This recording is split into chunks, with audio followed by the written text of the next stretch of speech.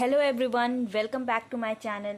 So today we are starting off with Political Science class 12th का chapter 7 that is the executive. ये organs of the government का unit number 2 है and organs of ये executive जो है वो second organ of government है, ये तो आपको पता ही है. So let's get started. क्या है इस chapter में, चलिए देखते हैं. तो जैसा कि आपको पता है कि एग्जीक्यूटिव ऑर्गन्स ऑफ गवर्नमेंट में सेकंड ऑर्गन है. पहला ऑर्गन है legislature and the third organ is judiciary. And executive को सबसे ज़्यादा इम्पॉर्टेंट मोस्ट इम्पॉर्टेंट ऑर्गन कहा गया है. वाई? बिकॉज ये वाला जो ऑर्गन है, यही ऑर्गन विल को, लॉज को इन्फोर्स करने का काम करता है. इसकी ड्यूटी होती है, ये फंक्शन करता है, इसका फंक्शन होता है लॉज, जो भी लेजिस्लेचर जो भी लॉज बनाता है उसको इन्फोर्स करने का, ये मेक श्योर करने का कि लॉज इन्फोर्स हो रहे हैं कि नहीं, लॉज इम्प्लीमेंट कैसे हुए हैं, उनका ठीक से इस्तेमाल किया जा रहा है कि नहीं, लोग फॉलो कर रहे हैं या नहीं, ये इंश्योर करने की ड्यूटी होती है एग्जीक्यूटिव की. प्लस एडमिनिस्ट्रेशन मैनेज करने की ड्यूटी, गवर्नमेंट को एडमिनिस्टर करने का काम भी एग्जीक्यूटिव का ही होता है. अब इसमें कौन से एग्जीक्यूटिव में क्या क्या आता है.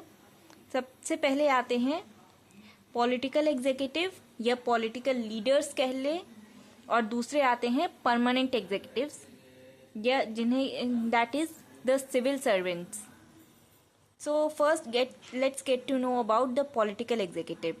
तो political executive compose करते हैं, is composed of executive head and the ministers. And executive head का क्या मतलब है? President. In India, executive head is the president.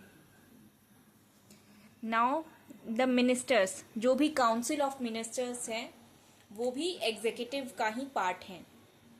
जो भी सारे मिनिस्टर्स एग्जीक्यूटिव का ही हिस्सा हैं.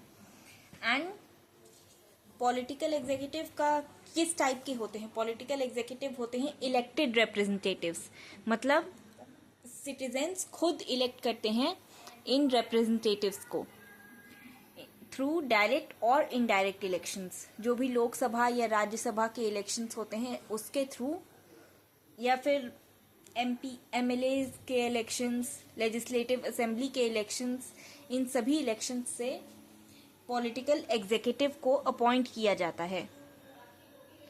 एंड पीरियोडिकली ये चेंज होते रहते हैं. एक फिक्स टेन्योर के लिए इन्हें अपॉइंट किया जाता है एंड उसके बाद मतलब इलेक्ट किया जाता है. एंड उसके बाद ये जैसे 4-5 साल, हर कुछ सालों में ये बदलते रहते हैं, चेंज होते रहते हैं according to the will of the people. उनकी मर्जी के हिसाब से अगर वो चाहें तो इन्हें वापस पावर में भी लाया जा सकता है. And it depends on the will of the people. Plus ये जो होते हैं ये एमेच्योर्स होते हैं. इन्हें उस पर्टिकुलर फील्ड में, ज़रूरी नहीं कि इन्हें उस पर्टिकुलर फील्ड में नॉलेज हो. फॉर एग्जाम्पल कि एक इंजीनियर लॉ मिनिस्टर बन सकता है, या फिर कोई फिलोसोफर फाइनेंस मिनिस्टर बन सकता है. एंड कई बार and at times education qualifications भी, इसके लिए कोई पर्टिकुलर एजुकेशन क्वालिफिकेशंस नेसेसरी नहीं है for being a political executive. And plus ये जैसा कि नाम से ही लग रहा है कि इनका कैरेक्टर पॉलिटिकल होता है, ये पॉलिटिकली ज़्यादा एक्टिव रहते हैं, ये पार्टी पॉलिटिक्स का पार्ट होते हैं.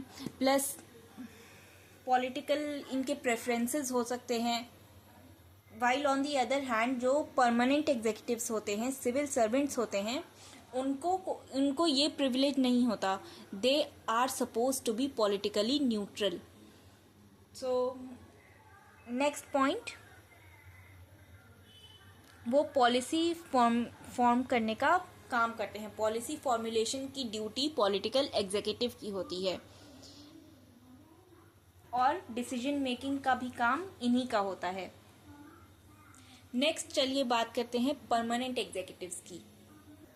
Now next talking about the permanent executive, तो मैंने पहले ही कहा कि परमानेंट एग्जीक्यूटिव होते हैं जो भी सिविल सर्वेंट्स होते हैं। सिविल सर्वेंट्स का मतलब bureaucrats, and they are not just the, जो कि आप यूजुअली जिनके बारे में सुनते हैं, द IAS IPS, जो सबॉर्डिनेट लेवल के भी, उनके सबॉर्डिनेट्स जो हैं उन्हें भी सिविल सर्वेंट्स या परमानेंट एग्जीक्यूटिव में वो भी इंक्लूडेड हैं। They are also included because वो भी काम, they work for the welfare of the people. Next, इनका जो कैरेक्टर होता है ये नॉन पॉलिटिकल होता है, ये पॉलिटिकली न्यूट्रल होते हैं, इनके कोई पॉलिटिकल प्रेफरेंसेस नहीं होते, लाइक पार्टी पॉलिटिक्स या पार्टी पॉलिटिक्स से इनका कोई लेना देना नहीं होता। नेक्स्ट, ये पॉलिसी को फॉर्म करने में इनका रोल नहीं होता, but they work as adviser, इनकी एडवाइस पर पॉलिसीज फॉर्म की जाती हैं। एंड नेक्स्ट इज कि ये अपने अपने काम में एक्सपर्ट्स होते हैं, दे आर एक्सपर्ट्स, ये अपने अपने काम में ट्रेंड होते हैं, प्लस ये इन्हें एक लॉन्ग टर्म के लिए permanent, as evident from the name permanent, इन्हें लॉन्ग टेन्योर के लिए अपॉइंट किया जाता है till their retirement. So I hope आपको परमानेंट और पॉलिटिकल एग्जीक्यूटिव का डिफरेंस समझ आ गया होगा। नेक्स्ट वीडियो में हम आगे की बात करेंगे, इंडिया और USA के बारे में बात करेंगे, वहाँ के एग्जीक्यूटिव सिस्टम के बारे में बात करेंगे। So see you in the next video.